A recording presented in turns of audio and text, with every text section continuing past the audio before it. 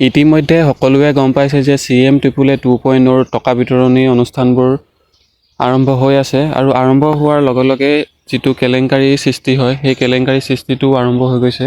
মুখ্যমন্ত্ৰী ডাঙৰীয়াদেৱে নিজে স্বীকাৰ কৰিছে যে 20%তকৈ অধিক যিটো কেলেংকাৰী সৃষ্টি হৈছে সেই কেলেংকাৰী সৃষ্টি হোৱাটো অসমীয়া মানুহৰে হাত আছে আৰু আপোনালোকৰ নিজৰ ভাই বন্ধুৱে পাইছে। কিন্তু এই কথাষাৰ কৈ পিনি তেওঁ গা হাৰিছে। এই কথাষাৰ কিমান দূৰ যুক্তিসংগত বা যুক্তিপূৰ্ণ তেওঁলোকে আপোনালোকে নিজে বিচাৰ কৰক। কথাটো হ'ল এনেকুৱা, যিসকলে CM ত্ৰিপুলে আঁচনিটোক লৈ পিনি অপেক্ষা কৰি আছিলে ইমান দিনে, তেওঁলোকে ইতিমধ্যে হাৰ মানিছে বা তেওঁলোকে বিপাঙত পৰিছে যে তেওঁলোকে এই টকাটোৰ পৰা বঞ্চিত হ'ল।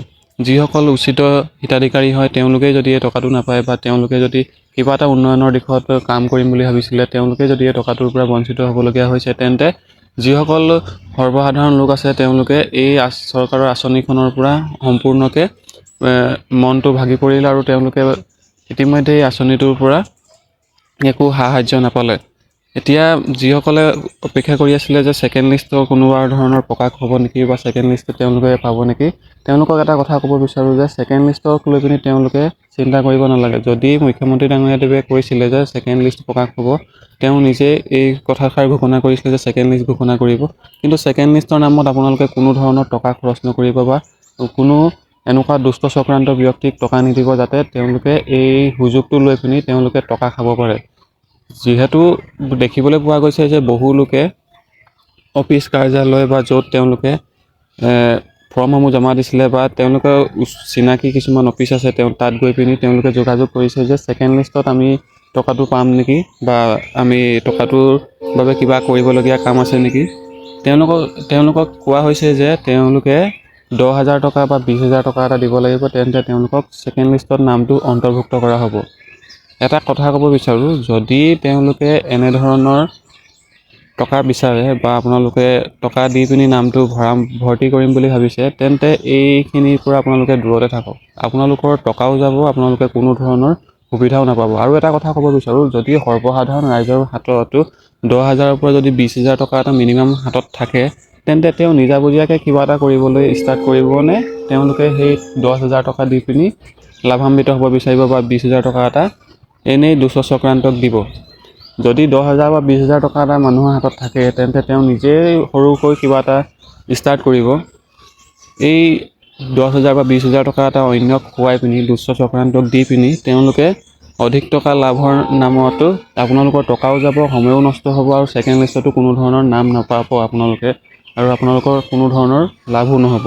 অৱশেষত ইমানটোৱে ক'ব বিচাৰোঁ, যিসকলে ভাবিছে যে আমি 10,000 20,000 টকা দি দিম, আমাক 10,000 টকা বিচাৰিছে বা আপোনালোকক 20,000 টকা বিচাৰিছে ছেকেণ্ড লিষ্টত নামটো অন্তৰ্ভুক্ত কৰিবৰ বাবে, তেনে দুষ্ট চক্ৰান্ত ব্যক্তিৰ পৰা আপোনালোকে দূৰত থাকক। আৰু এটা কথা, যিসকলে এই আঁচনিটোৰ লগত অন্তৰ্ভুক্ত হৈ আছে তেওঁলোকে তলে তলে সকলোখিনি কাম চলাই আছে, তেওঁলোকে গম পায় আমি নামটো অন্তৰ্ভুক্ত কৰিম। মুখ্যমন্ত্ৰী ডাঙৰীয়াদেৱে ইতিমধ্যে কৈছিলে যে যিহেতু 20% কেলেংকাৰী হৈছে, অসমীয়া মানুহে ভাই বন্ধুৱে পাইছে, এনেধৰণৰ প্ৰলোভনবোৰ দি পিনি মানুহক হাৰাশাস্তি ভোগায় বা আপোনালোকে সকলোৱে এই বাৰ্তাখিনি গম পায়। যিসকলে এই আঁচনিটোৰ নামত টকা খাব বা তেওঁলোকে টকা ল'ব, তেওঁলোকৰ ওপৰতো কোনো ধৰণৰ উচিত শিক্ষা নলয় বুলি মুখ্যমন্ত্ৰী ডাঙৰীয়াদেৱে ইতিমধ্যে ক'লেই।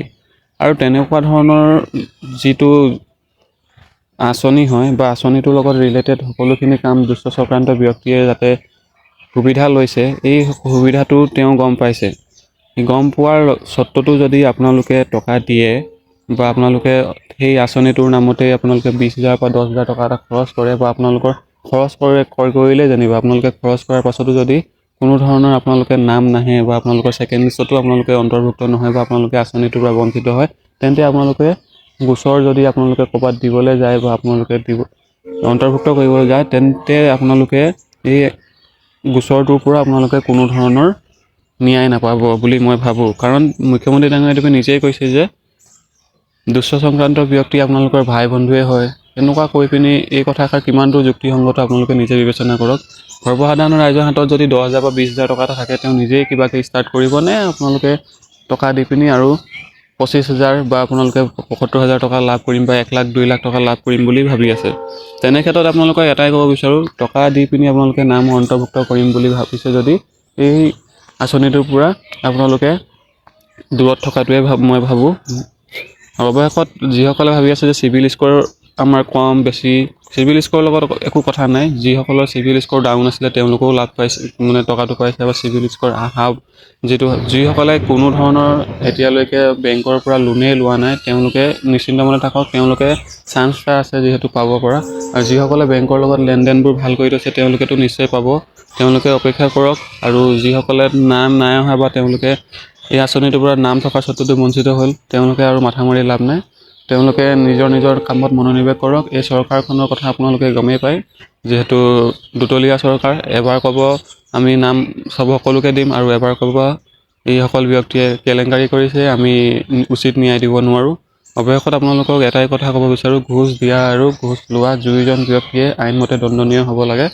সেইবাবে আপোনালোকে এই ঘোচ দিয়া বা ঘোচ লোৱা এই সকলোবোৰ বন্ধ কৰা হয় যাতে, তাৰ ওপৰত উচিত মানে ন্যায় ব্যৱস্থাৰ বাবে আপোনালোকে ব্যৱস্থাটো গ্ৰহণ কৰিবৰ বাবে এই ভিডিঅ'টো সকলোকে শ্বেয়াৰ কৰি দিয়ক। আৰু এই ভিডিঅ'টো মই ফেচবুকতো এতিয়া প'ষ্ট কৰিম। আজিলৈ ইমানেই, ধন্যবাদ। জয় অসম।